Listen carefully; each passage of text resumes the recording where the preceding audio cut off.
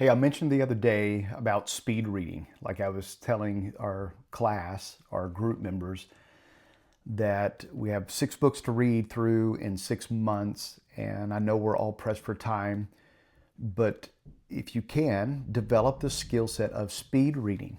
And I've had several comments and questions on, Pastor Shannon, what do you mean by that? I had a professor back when I was doing my master's program. She literally told us we had like 50 books to read, and she helped us and said, hey, let me give you the principle behind and some concept of speed reading. So this video, I'm going to do my best to kind of share with you what do we mean by speed reading. It doesn't mean we're neglecting or trying to avoid or wasting our time, that we're not going to really receive or retrieve what we need to out of these books.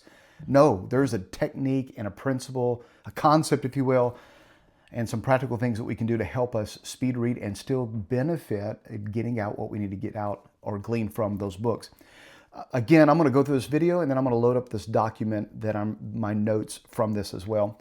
So speed reading is not about seeing every word faster. It's about training your brain to capture ideas instead of individual sentences. The goal is comprehension of the author's message, not perfect retention of every detail. So here's some practical ways. Number one, read structure before details. Read the structure of the book. What is the author trying to communicate before the details? Most books are built around few core ideas repeated in different ways. So here's what you can do. Before reading the book, before you ever crack it open, just go through and read the table of contents. So as you're reading through, go to the table of contents and look at every chapter of what the author is trying to convey. What is he trying to share? What is he or she trying to share with us? What message are they giving us? And we can capture that idea by just reading through the table of contents. Then read the chapter titles. Read introductions in those chapter titles. Read the introductions and the conclusion of the book. If a book has an introduction, which most of them do, read the introduction, because that author is going to really share the concept, the overall idea. If the book has a summary or a conclusion, go to the back of the book and read the conclusion, the summary. Some books don't have that. But you can do this also with each chapter. Read the introductions and the conclusions, and then look for bold statements in the chapters. Read summaries or key questions. When you go to each chapter, read the first paragraph of each chapter. Read the last paragraph of each chapter. And this is going to give you, now it may take, you say, that's too much time, I'd just rather start reading. Well, it's going to take you a long time. If you'll do this first, it'll take you just a few minutes to capture the entire heart of what the author is trying to convey to us. This gives your brain a map before the journey starts. If you know a chapter is about leadership under pressure, your brain naturally filters information related to that theme.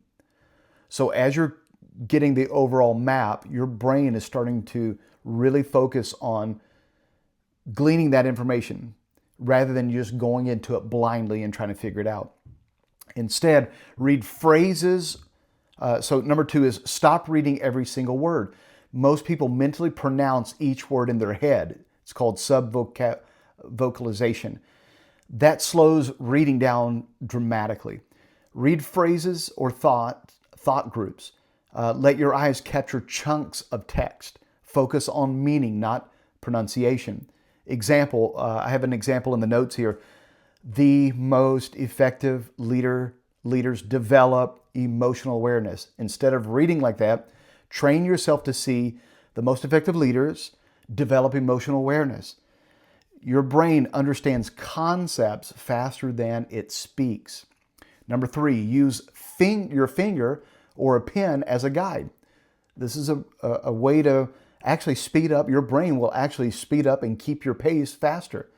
Move your fingers or pen or cursor under the lines slightly faster than your normal reading speed. Why? Because it keeps your focus engaged. It prevents a regression or rereading unnecessarily.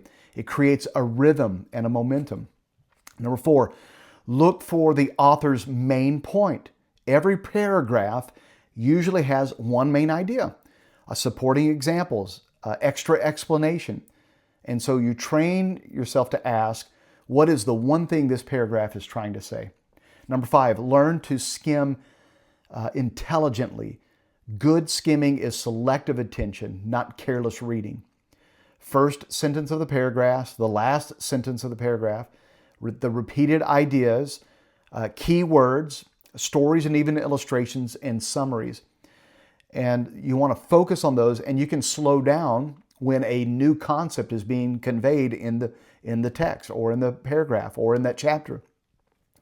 The material is dense, or the idea, you can slow down when the idea is important to your goals. Slow down and go a little bit deeper with that.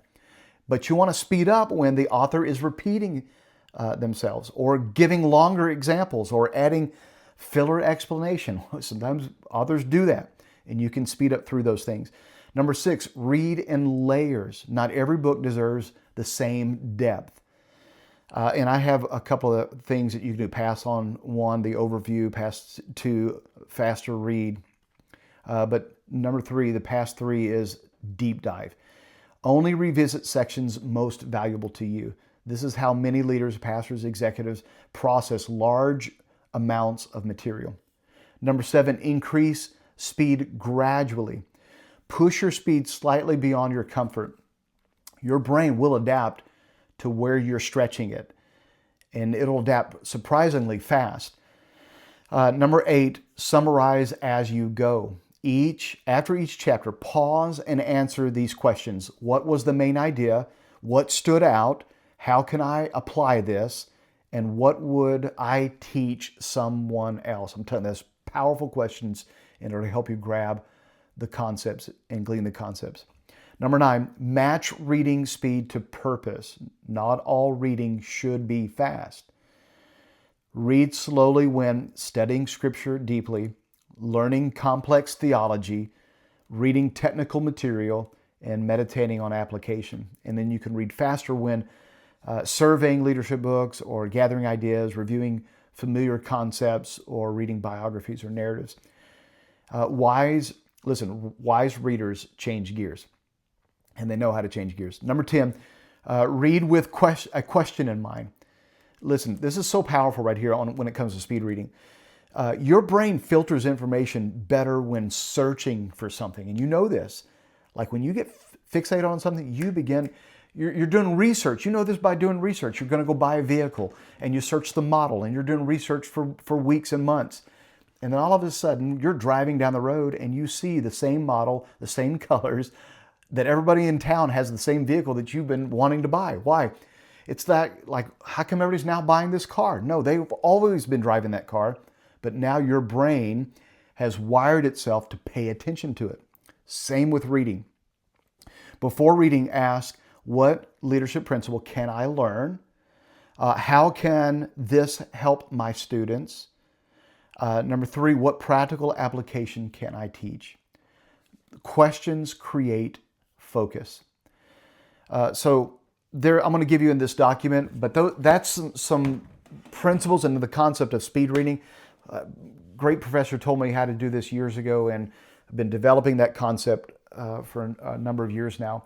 I pray this helps you and helps you and encourages you to read through your books. I'm telling you, you're going to glean. You can always go back. You have a reference, and you can go back. And I would highlight things where you want to go back and really go a little bit deeper with that reading. All right. Pray it helps. I'll talk to you soon. If you have any questions, reach out to me.